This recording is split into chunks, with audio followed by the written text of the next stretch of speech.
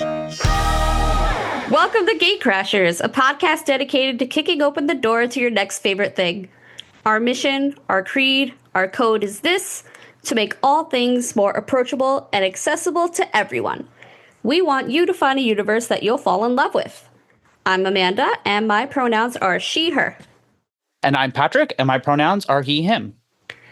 And today we're going to be talking about, top 3 favorite movie of all time, Spirited Away. Let's fucking go. Our last episode of Anime August. Woo! If I sound like I'm laying on the ground, it's 'cause I kind of am. I am curious if that translates through a microphone. I mean, I guess we'll see. I am menstruating and I want to go to bed. But first, I want to talk about Spirited Away and how it's probably most of my top movies are animated movies, so whatever. But it is my favorite Miyazaki movie. It's my favorite Ghibli film. And it is also the first non-English language animated film to win Best Animated Feature at the Academy Awards. So that's neat. Yes. Yeah. It won, actually, I think it's the second ever Best Animated Feature award, because it took the Academy way too long to decide to introduce that as an award. But yeah, it's oh my god, was it? Yeah, I think so. Hold on. Oh my god, it is, because the first one was fucking Shrek. Yes, the first one is Shrek, and the second one is Spirited Away. Incredible. Yeah. I don't think I ever really knew this about Shrek. This is iconic. I love it so much. Anyway, Spirited Away. So Spirited Away is, as we have already established, a Ghibli Studios film that Hayao Miyazaki directed and written. And it's probably the first, one of the first Ghibli movies to, really take off in the US. Yes. Just a short rundown of, what the movie is about. So Spirited Away essentially follows this young girl named Chihiro, who is moving to a new neighborhood with her parents, and they're traveling to their new house when they get waylaid by her dad going the wrong way, and they end up entering the spirit world, and then her parents get turned into pigs, and then she has to work at a bathhouse For spirits, which, damn. Child labor laws? No? I think that's the first time I've ever said that in relation to Spirited Away, and it was mostly for the bit. But yeah, so we are going to be talking about Spirited Away today.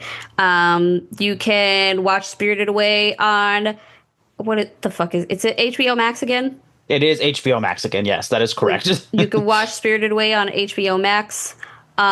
You can pirate it if you really need to. I like to give Hayao Miyazaki my money, even though that also means giving the mouse my money. But you know what? We have to choose our battles. And it is on DVD. It is on DVD. It is on all those things. You can get it from the Studio Ghibli store. There's a really cute Steelbook Blu-ray on sale right now that I keep wanting to buy. Is there really? Oh, no. Well, actually, a whole bunch of them are currently on sale of collector's edition Steelbook Blu-rays. So I don't know, maybe don't look if you are poor or have poor impulse control. Or at least wait till payday. Yeah, or wait till payday, I guess. I don't know. The world's burning. Spend your money. Anyway,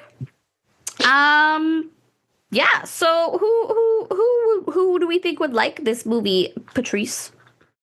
Honestly, this one is for anyone and everyone.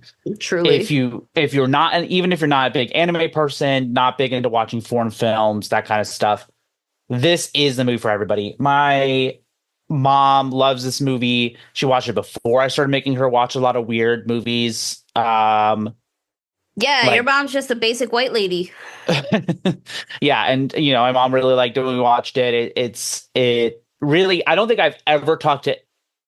I don't think it exists. I don't think a person exists that watched this movie and didn't enjoy it. It is. And if you do exist, watch it again.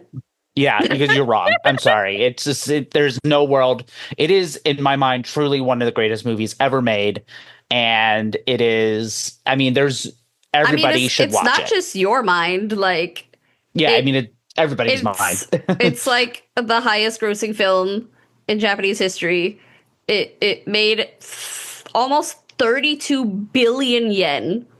Yeah, Um, yeah. The it held that record until the Mugen Train Demon Slayer movie. Yeah, which was crazy. That was the reason I was like, oh, if this movie surpassed Demon Slayer or surpassed Spirited Away, I guess I'll have to watch Demon Slayer. Not the same thing. No, not the same thing at all. But it's won a shit ton of awards. It's on like so many of the best of lists, and it's on like greatest films of the 21st century lists. And I think it's deserved. It is 100%. It's deserved, and it is in my letterboxed 4. If you need another reason to watch it, it is one of my 4, and will probably be one of my 4 forever. It's like MySpace top 8, except for film nerds. Yeah, I think most people who listen to Gate Crashers knows what letterbox 4 means. I have a sneaking suspicion. I have never in my life heard it called Letterboxd 4, and this is how you know that that app is not made for me. That's how Letterbox calls it when they interview people on the red carpet, because I am interested to know what celebrities' top 4 movies are. Valid. Still never heard that phrase in my life.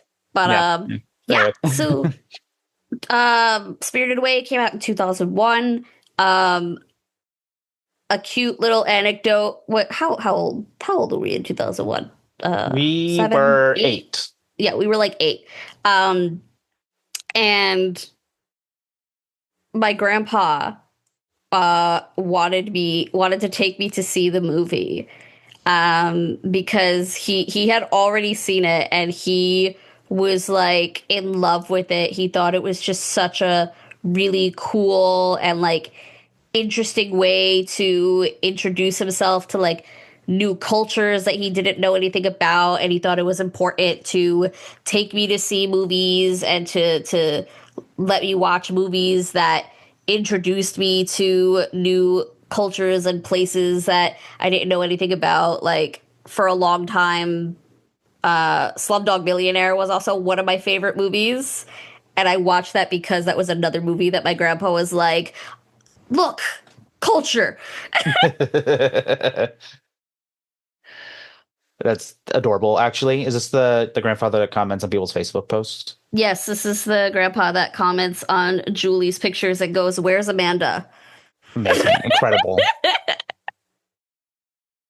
Yeah, that's that's great. And it really is kind of to that. It really is a good introduction to like Japanese culture that's not just like weeb stuff, It's like it is like takes a lot of stuff out of,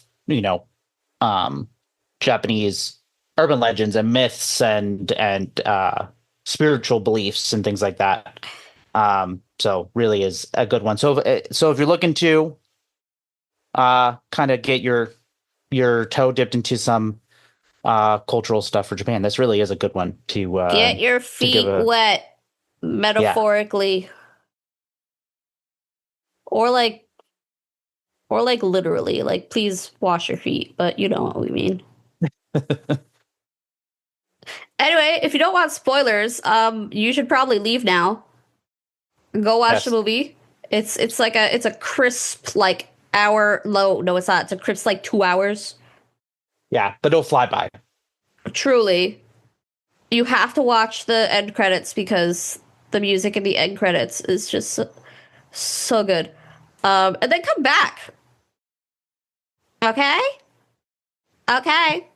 We'll see you Okay, in two bye. hours. Bye. Blah, blah, blah, blah, blah. Blah, blah, blah, blah, blah. Boom. Are you back? Did you like it? Did you love it? Did you have a good time? Did you love it? No. Do it again. Yes. Try again. Wrong answer. Yes. Please. Oh man. Okay, but This actually movie. I wanna really jump into like one of my favorite parts about this movie, which is honestly the the the voice cast. Yes. Please. Because what the hell? First of all, James Marsden. Yes, of James course. Marsden, and I think this was like fresh off of X-Men. Not the first one, but like one of them. And this man, put this man in a voice acting booth more often. I'm begging you. Because I listen to him in this movie and I do not hear Jason Marsden. I said James Marsden. I'm a dumbass. Please ignore that I said that. Because we're talking about Max Goof. Thank you. Yes. I was literally about to be like, hold on. I don't think I this is can't right. read. Regardless, it is the guy who gives us Max Goof. The Thackeray Binks from Hocus Pocus. Thackeray Binks! Um is in a bunch of shows from that we've watched. So it's definitely a voice that you will likely remember. I And mean, he and was he in is Shaolin Showdown. He was in Fairly Odd Parents. He was in Static Shock. He was yeah, in cult classic Witch. yes. And is fantastic as Haku. Really like a unparalleled voice performance. He's so good. And then fucking Chihiro, it's Lilo. Yes. Yes. Devane And Chase was in 2 Oscar nominated animated films in the same year. incredible. And And then our favorite, Susan Egan. Susan Egan. Susan Egan, I love you. Susan Egan, who I upset on Twitter once. Bitch. Not on What did you purpose. do? What did you do? So she did a live performance with other voice actors who played Disney princesses. If you don't know, Susan Egan is Megara in Hercules. And so it was her. Why'd you say it like that? Just I don't know. Her Megara. Like Fucking Naruto. I don't know. Whatever. It doesn't matter. But it was like her, who played Belle, the girl who played Belle, and Ariel, I think. Anyway, Julie and Danielle went to it, and I was Susan, also there. oh, you were also there. Okay, so you were Yeah. there too. In the brochure, not the brochure, playbill, in the playbill for the bio for Susan Egan, she put that she played, spoilers for Steven Universe, Rose Quartz / Pink Diamond. And I think Julie, it was either Julie or Danielle posted it, and that one of the pictures about like the bio or something. And I just commented, I remember spoilers this. for Steven Universe. And Susan Egan replied to my tweet to tell me, people get mad at me when I don't put Pink Diamond. And I was like, listen, I'm not upset about it. I was just making a joke, I swear. But, and I swear, I love you. Don't be mad at me. please don't be mad at me.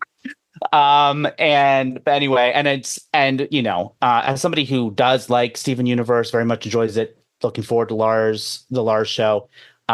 Steven Universe fans are the worst, so I get it. There were a lot of Steven Universe fans that are just awful people. So she was probably just like reacting, and I was like, please, I'm just making a joke. I'm not mad about it. I love you. Please don't be mad at me. Thank you for being in literally 3 things that I love very deeply. being Steven Universe, Hercules, and Spirited Away. Please Wow, don't. She I've probably doesn't never even remember. I've never gotten a celebrity mad at me, so It's I'm the only winning. one. It's the only one. And yet I'm still winning. Yes, yeah, because Susan Egan got mad at me, and who oh God, what's his name? Who got mad at Kate? Who was in the live Rent? Who's in the live rent? Yeah, the Rent live when they did the live, during the live musical eras, and what's his name? Who played I'm gonna look it up now. It's not important. It's not relevant to Spirited Away at all. Jordan Fisher? Jordan Fisher. Thank you. Because Kate tweeted that she thought the fact that she didn't think Jordan Fisher Oh, was a good choice, and she replied right. to it. So Listen, some people can read. Clearly I cannot, but some people can. Um but anyway, I love Spirited Away, and here's one of the key reasons why. And it's because Chihiro is okay. First of all, I think I should preface this by saying Chihiro is 10. Chihiro is a 10-year-old child who has just been uprooted from everything that she knows, and honestly, her parents suck a little bit. And I say that they suck a little bit because like her parents are in this movie for a grand total of like 10 minutes. mhm. So they don't get an opportunity to do much. But what they do end up doing is like they completely disregard her feelings at every single turn. They are constantly trying to minimize her feelings and like things like that. And they're honestly very poor role models. Yes, Like her parents are yes. kind of a disaster because like her dad drives like he has road rage. Um like she's upset, like Chihiro is upset because she is moving and her friends gave her a bouquet and she's obviously very like upset and like holding and hugging this bouquet and she's like, oh no, my flowers are dying. And the only thing her mother has to say is, I told you not to smother them like that. And it's like, can you please show any sort of empathy for your child? Like even just the tiniest little bit. But whatever, I guess not. And then like again, dad is driving like he got road rage. They come up to this like weird um what is it? Like a castle he called it? Amusement park, right? Yes, it's like a old defunct amusement park situation. But I think he like clocks that it's an amusement park, that it's like an old amusement park right away. yeah, because the thing is like made of plastic or whatever. And he's like, "Oh, let's go check it out." Which, like, okay, I could fuck with that. I'm not gonna lie, I could fuck with that. But they're like, first of all, they're apparently supposed to be like on a schedule. They're just like, nah, we're not doing that. And it's like, okay, whatever. Um, and then they happen upon this this like area where there's like food just like out on to be eaten. And they're like, oh my god, I'm hungry. Let me just eat. Ain't nobody around. They see nobody. Does that not clock anyone as suspicious as fuck? I mean, Chihiro thinks that. Exactly. Chihiro is like, we shouldn't be doing this. We should leave. Yes. We should go. And her parents are like, nah, no thanks. Like, I don't know. It just drives me a little insane Yeah, that it's her parents just consistently just are like invalidating every single feeling she has. yes, it is very much a great example of adults not thinking that children have thoughts, feelings, opinions, Opinions. um, or any of those things, that they're actually humans that have the rights of any other human and are allowed to feel certain ways. And sometimes children are right when the adults are not. Uh, and in, Exactly. and that's okay and allowed. And And that kind of like plays into my very, very elongated point of what I really like about this movie, and making sure that we all clock that Chihiro is 10. Chihiro, not only are her parents kind of invalidating, but also like me as a human, I'm like, as a 32-year-old watching this movie, I get it. But as like an 8-year-old watching this movie, I'm like, why the fuck is Chihiro so fucking annoying? I don't understand. Please stop whining. I don't get it. And what I really like is that not even so much that she stops being whiny toward the end of the movie, but she has so many opportunities to cultivate agency and to like express her feelings throughout the Mhm. movie, and then also have those feelings be validated by the people around her. And she learns how to like emotionally process those feelings. And then at the end of the movie, it is very clear that she has undergone some form of transformation, like some really inherent change, which, like, if you listened to um the previous Anime August episode about Nausicaa, I had a little bit of beef about the fact that like Nausicaa as a character doesn't change. Yes.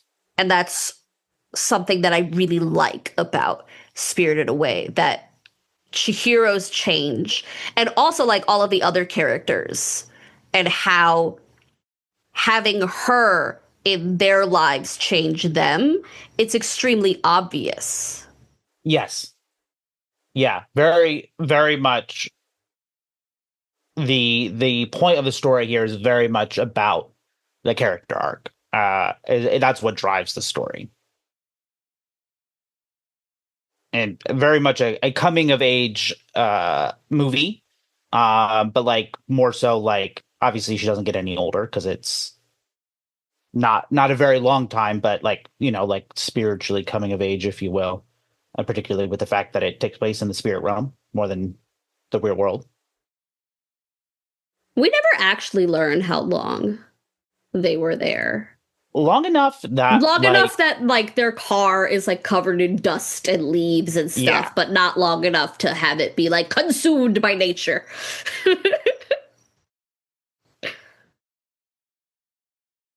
yeah, it's you know uh, probably a couple weeks at least. Yeah, maybe.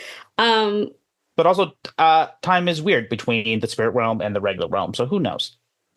Time is weird in general. Yes, time is an illusion, which is why it's almost September. The passage of time is relentless. But anyway, yeah, so her parents are guzzling down all this food. They turn into fucking pigs, like literal pigs. Her Yes, parents are now pigs. And Chihiro is rightfully freaking the fuck out. And then she tries to leave and she realizes, oh no, there is now an ocean between me and the exit. yes, And now she's stuck in the spirit world. with yes, with no one. She knows no one. She knows nothing. Her parents are pigs. She has no one to turn to. She is a tiny little 10-year-old just out in the world. And then Haku finds her. yes, yes. Haku finds her, immediately realizes the danger of the situation. Haku is like, oh no. Yeah, This is bad. yeah. Especially because you know, sometimes you get eaten by spirits. Sometimes you get eaten by spirits, and you know what? A couple people get eaten by a spirit in this movie. So, Yeah. but like, how do I get from point Pat, help me get from point A to point B. Help me get from she meets Haku to me sobbing about them flying through the air. Yes. So, Because another theme about this movie, guess what? Environmental conservation. Who could have guessed? yeah. Yeah, definitely. Um, yeah, and that is the interesting thing about placing it in a bathhouse, other than the fact that, onsens are really traditional Japanese settings, particularly that involve spirits. Onsens are supposed to be like, there were spirit onsens just as like there were onsens for humans, these bathhouses. And so it's really interesting to me, really fun, interesting choice to that she's working in a bathhouse because it has, I mean, obviously it has, there's themes about spiritual renewal and growth and the value of labor and greed and all these things that kind of being in the bathhouse are able to kind of um you know bring out in the story, but also it is importantly something where important spirits will end up because of the value it has to their development as spirits. And so we get to see a lot of interactions with like notable kami from Japanese mythology. Like, for example, the radish spirit, as they call it in English, is The Oshira-sama. radish spirit. He's He's straight up a god. He's like, they call him radish spirit. funny. He is a god. And same thing with the river spirit, that The first one? Chihiro, that Chihiro helps clean, Yeah. is a is a river deity as well. He's king of the river gods. And that's something that, like, in Japanese he's called Kawa no Kami. Mm-hmm. And that is like, for Japanese audiences, um they would know like who that is, like that she's helping like the river god. Mm-hmm. So it's, there's a lot of like really important figures that are there, and it shows kind of the power that Yubaba, the owner of the bathhouse, has in the spirit world, the control she has over people, and it kind of helps really set a lot of the stakes, because if you were all of a sudden in in a otherworldly realm, and like gods you knew were showing up, like, you go somewhere and all of a sudden, like, I don't know, Athena is there. It's like, oh, shit got real, like this is going to affect my ability to, like, as an entire being. um and it's, I think Do that's you think something. that's why Chihiro is so weird in that one scene with the radish spirit and they're in the elevator and she's like, I'm so uncomfortable?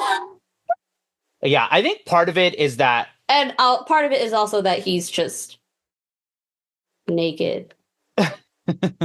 That, and also just like, um you know like, she doesn't, I think part of the fact that she is 10, she might not understand the differences between, like, is this one of the bad ones or is it not, that one of the ones that's going to eat me. Yeah, and I If you think I think also what's really interesting about like the bathhouses are primarily for spirits and they draw a pretty clear delineation between like spirits versus other, I would say, paranormal or supernatural figures like yokai. Um, because Kamaji is supposed to be a yokai. Um, and Kamaji is the boiler man. And clearly he is of a lesser class than the spirits who are at the bathhouse. Yes. Yes. Yeah, it's and there is a very stark class divide, if you will, between mostly yokai who are working as the employees and the patrons, Mm-hmm. at the point where like Yubaba's like yelling at people to get out of the way because they shouldn't have, the kami shouldn't be seeing them, very much like a very divided society. And um Chihiro is being a human is like at the bottom. Yeah, absolutely unheard of. The fact that she's there, the fact that she's human, everybody's like, why the fuck are you here? You need to leave. And then we have Haku, who's like, she can't, bro. Yeah. She Yeah. quite literally can't. Yeah. Um, yeah, and it's just um I think one of the things that makes the appeal of this so universal is that there is some aspect of this, even though there's so much in this movie that is very much steeped in traditional Japanese mythology and tradition that is lost without some of that context. It Mm-hmm. still feels very universal because of a lot of the political elements that Miyazaki's put in this movie about the divide between the workers and the patrons, about the fact that these workers will literally kill each other over gold. The fact that it's like that Yubaba is so controlling of every aspect of Chihiro's life, down to the point where she no longer even has her original name, Mm-hmm. because Yubaba has control every aspect of her life now that she's in this bathhouse. And it's something that, like, especially like in the start of the movie, it's very much like you can see yourself as kind of, a lot of people, they're part of a cog in the machinery that just keeps capitalism moving and stuff like that. And it's definitely something that feels very relatable in a lot of cases, especially when you get to Yeah, things like, because so much of Yubaba's control is about the fact that she does steal their names and they eventually start to forget them. So yeah, like Haku tells Chihiro that if she forgets her name, she will never be able to leave. And I think that's something that's really sort of inherent in corporate America specifically. yes, This idea that like if you lose your identity within the workspace, you lose everything. yes, yes, just stripping you of your identity entirely. You're now machine that types emails all day.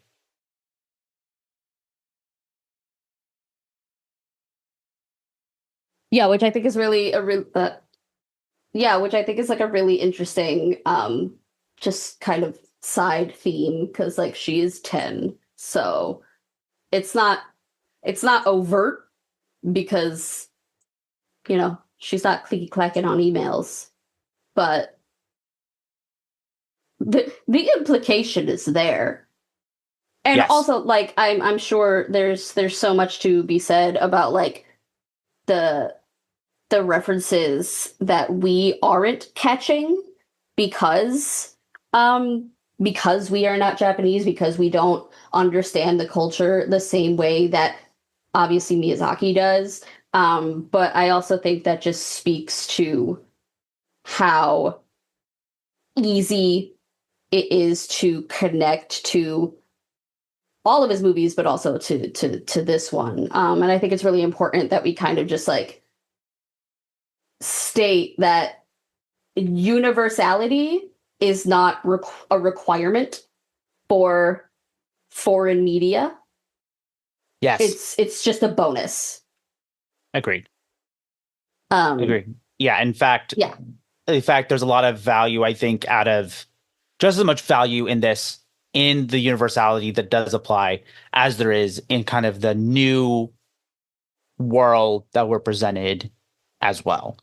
And I think it, because this is another thing about this movie that I think really connects with people is especially the second half of the movie when Chihiro leaves with No Face and Bo and the oh bird my god, or the wait, bird. wait. But before we even get to her leaving with Bo and the bird and with No Face, I need to talk about going back to capitalism stealing your soul. I, Kamaji had those train tickets for 40 years. Yes. And like at Yes. the beginning of this movie, Kamaji did not even want to look at Chihiro. He had nothing positive to say about her. And then he is like, actually, no, never mind. My friend is going to get you a job. You are my granddaughter now. Yes. Um, and I am your dad. Like, literally flip of a switch. And I think it's another commentary on just like the idea of community and of like communities being the foundation of like raising children. Hmm. Yeah. um and And just that like solidarity. Yeah. solidarity that like Kamaji has no idea who this girl is, but he's like, this is a child Hmm. and I can't just throw her out. Like, that would be insane. Her life And is still important. She is yeah, a child. and like there's a lot of interplay within like Chihiro's relationship with Kamaji and Chihiro's relationship with Lin. And like as Chihiro is growing, like we said already, like Lin and Kamaji are also growing because like Chihiro's the only child besides Bo, but like Bo is Yubaba's baby. So of course Bo is already of a different station entirely. But like Chihiro's the only child in the bathhouse.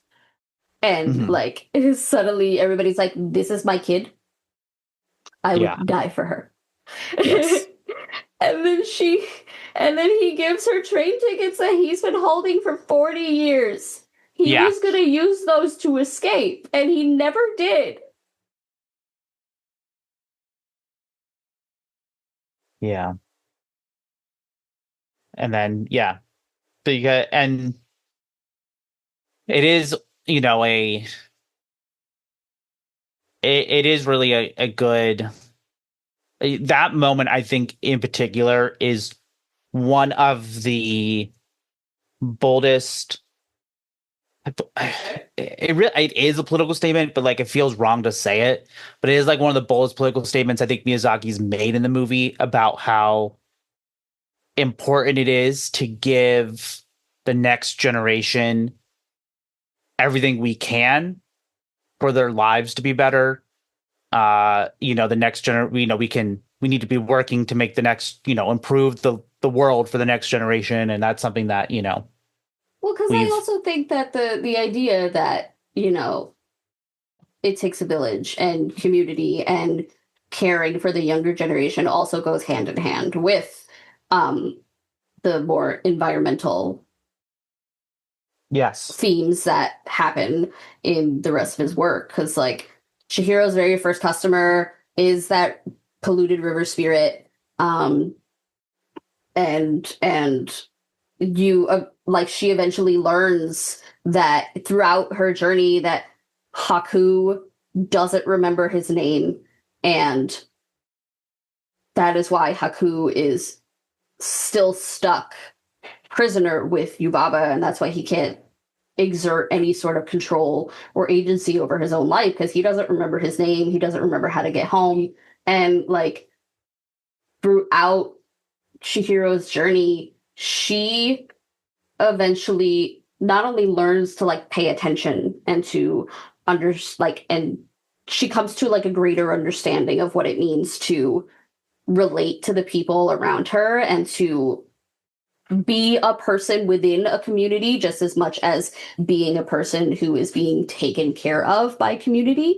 And like her helping Haku remember his name because she remembers something that happened to her when she was like a toddler, I think is also really inherent in all of those themes. And her saying that she remembers his name and that he's the Kohaku River and that it's all filled up with apartments and that's why he can't get home. Yeah. And I cry every time. Yeah. Every time she says and your real name is Kohaku River and he remembers, I cried. I burst into tears. Yeah. And just I mean, one of the best animated scenes maybe ever. When he remembers and transform. I mean, it's just so good.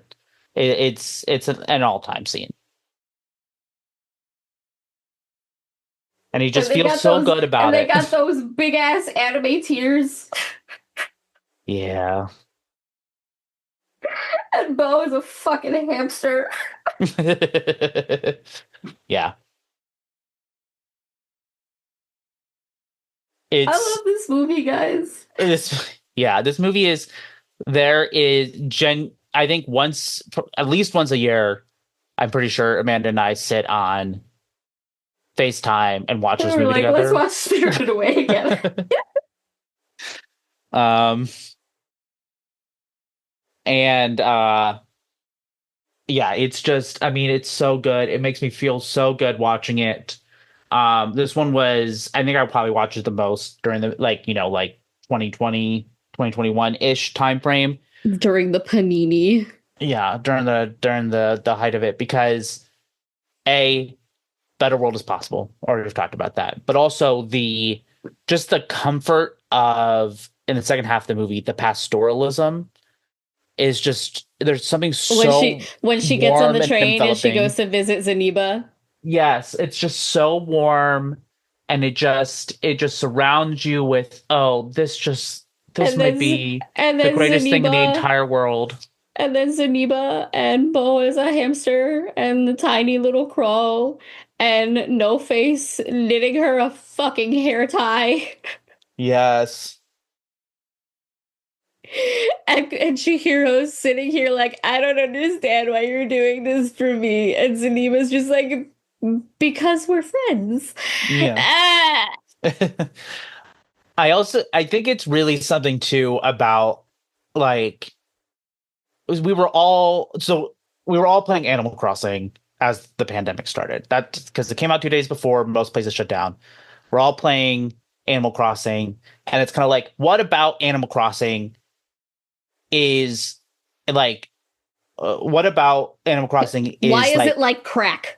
Yeah, why are we so obsessed with it? Why are we like, and it was kind of like, all these jokes about Tom Nook being a capitalist and we should hate him, but you can't hate him, all this kind of stuff. Which, like, if you hate Tom Nook because he's a capitalist, you really need to sort out your priorities, because that man let you take out the biggest loan of your life with no interest. Yeah, right. And you'll have to pay that shit back. Yeah, not the last one. You don't have to pay any of them back if you don't want to upgrade your house. Yeah. But it's the same thing where it's like this form of pastoralism that is just like, it's like such a foreign concept. It's what people mean when they say they want to run away into the forest. Yeah, because they don't really mean living off grid surrounded by bear traps. Because I don't mean that. What they mean is they want to live on an Animal Crossing island or in Zaniba's house, because that is really what we want. We want to live in, because the important part of that is community. That it's not that you want to disappear from the world, is that you want to be part of a community that cares and supports each other and works together. And that is kind of what I mean, it's like an entirely foreign concept in American society. I mean, there are probably two places in the entire country that really get anywhere close to the to this kind of ideal.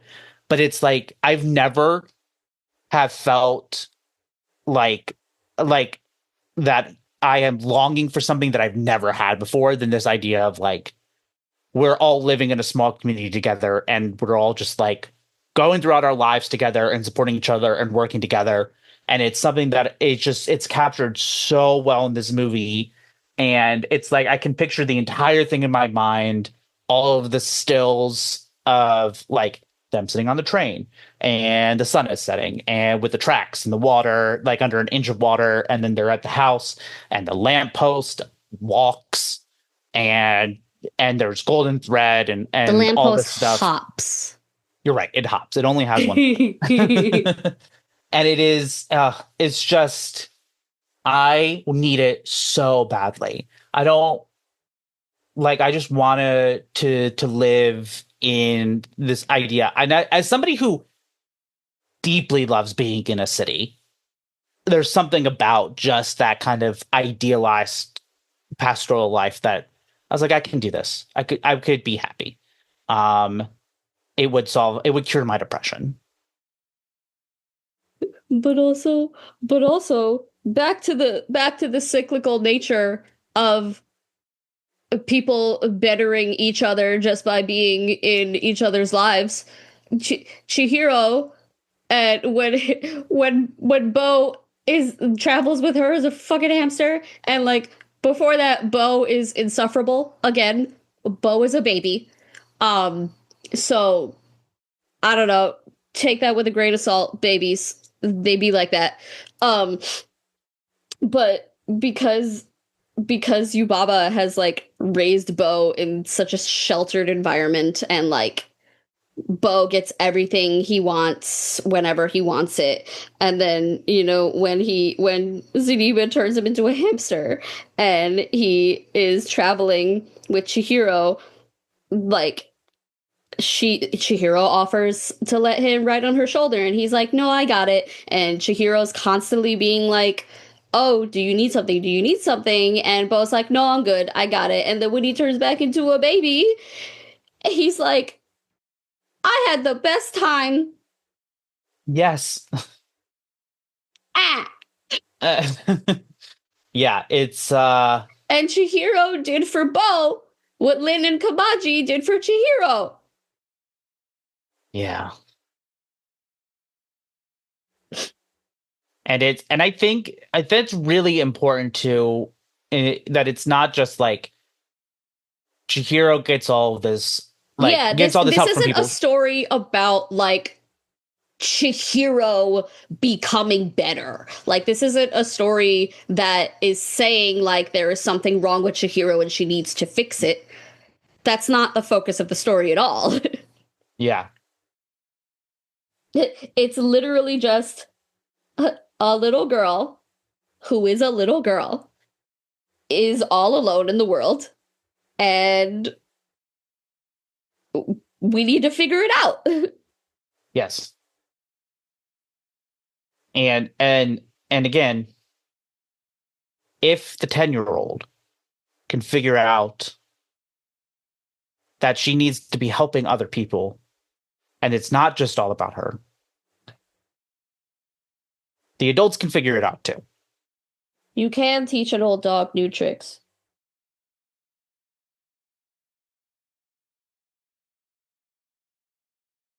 It is, yeah, there's just so much in this movie that is really I don't think Miyazaki's had more to say in a movie than in this movie, and he The always has something ducks to in the say. bath. I do Don't love them. forget about the ducks in the bath. They are perfect. I love the ducks in the bath. It really is also just peak character design. I love that one scene where Chihiro is following Haku to the pig pen and they're going through the hydrangeas. Yes. Like, Yes. could it be me? Because I would be too terrified of how many bees are probably just hanging out in there. But like, it's so pretty to look at. Yeah, but they're like spirit bees or something. It's fine. Bro, you don't know that. What, spirit hydrangeas? They don't need bees. The The soot sprites, perfect babies. which I learned are also in Totoro. Yes, they are. They are in Totoro. Another movie that I saw recently, surprisingly little Totoro in a movie called Totoro. Yeah, it is. It is surprisingly little because it's yeah, you think there would be more. But anyway, I love the soot sprites. Do I have a single thought about what they represent? No, I just love them. Community or something. Community or something. If all dust looked like that, I'd never dust. Yes, I love when they bring her shoes. I love when they are eating the fucking sweet tarts. That too. Yes. I want those colorful candies. Yes, they do look fantastic. And that is the other thing. To play devil's advocate for Chihiro's parents, that food did look fucking great. That's just because it's a Ghibli movie. That's the only reason it looked good. It's because it's an anime. I mean, yes, but it does make me hungry every time. Your dad's got credit cards and cash. It's like, okay, dad. Whatever. I guess. You ate food that was for spirits, and now you're a pig. Nice job.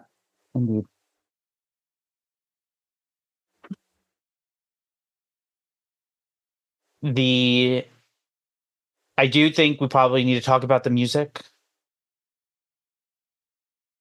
That's probably a you thing because really the only thing I have to say about the music is just the outro music where the lady is singing, and I love her. I love that shit. Oh, yes. It just pops into my brain. The outro's great. On any random day. Yeah. This is, I would say, so this is Joe Hisaishi, who is the one who writes for almost every single one. I think it's all but one of Miyazaki's movies. He writes the music. Oh my God, is Miyazaki also the kind of guy who's like, if I'm employed, my friends are employed? Yes, that is correct. Yes, he is. He is. Adam Sandler, Lin-Manuel Miranda. Yeah, he is also. I mean, he is. For a more direct comparison, Joe Kiyosashi is John Williams to Steven Spielberg's Miyazaki. So, okay. Just because John Williams writes all the music for Steven Spielberg movies. If I'm employed, my friends are employed. Yes. But I would say this is definitely the score in this movie is like I would argue probably the best score out of all the movies. And I know a lot of people are going to be mad about this because all they think about is that song from Howl's Moving Castle that was viral on TikTok, which is great. I love it. But I do think this score in Spirited Away is even better than that. And really isn't and one of the reasons I love Joe Hisaishi's music is that it plays such an important role in the development of the scenes and the arcs and all that kind of stuff, but it's not dominating in a way that a lot of film scores can be. It's very subtle in a lot of places, and I don't know. I think it's great. I love it. It's Joe Hisaishi does not get enough credit. He should also have an Oscar, as far as I'm concerned. But the outro song is we talk about intro and outro songs a lot when we reference to anime series. Music is important. It is important, but if you're like gonna lump all of Japanese animated film into Japanese animated TV and talk about intros and outros, the Spirited Away outro is absolutely like at minimum top 5, if not like 1 or 2, you know? The performer is a lyre player. Is there a lyre in the song? I don't know what a lyre sounds like. It's a harp, I handheld harp. cool. I know what a lyre is. I mean, it just sounds like a harp. That's Oh, yeah. It's a okay. tiny harp. That's all. But but yeah, she apparently sings and plays the lyre. And apparently has written more than one song for um Miyazaki. Apparently, actually, so Yumi Kimura is who we're talking about. Yumi Kimura. She is from Osaka. Apparently, she took inspiration from the films of Miyazaki and recorded the song "Always with Me." Miyazaki liked the song and planned to use it in a project that ultimately got canceled, and then was eventually used as his closing theme for Spirited Away. Hell yeah. And then she also wrote the song "Promise of the World," which was rearranged and features the closing theme for Howl's Moving Castle. So very cool. I actually really love the idea of like, so I like your movies and I wrote a song, and then they go, well, I like your song. I'm going to put it in a movie. Um, just, the dream. Um, it is, but yeah, it's just great music. Great music. Really, really great all around. Um, Spirited Away is one of the reasons I'm like this. oh, 100%. 100%. It is. I will. So talking about Letterboxd again, those who don't know, Letterboxd, you log with movies that you watched, and It's then a you can, cute little diary for movie watching. yeah, and you can like, be friends with people and all that kind of stuff. You All can my rate. friends see is me watching K-pop Demon Hunters 6 times in a row. It happens. But you can rate the movies.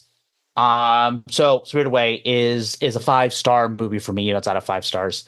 And I do genuinely, when I watch a movie and was like, oh, is this, I get probably more granular than I need to be. It's like, oh, is this like 5 stars? Is this like 4.5 stars? And I go, is it the same level as Spirited Away?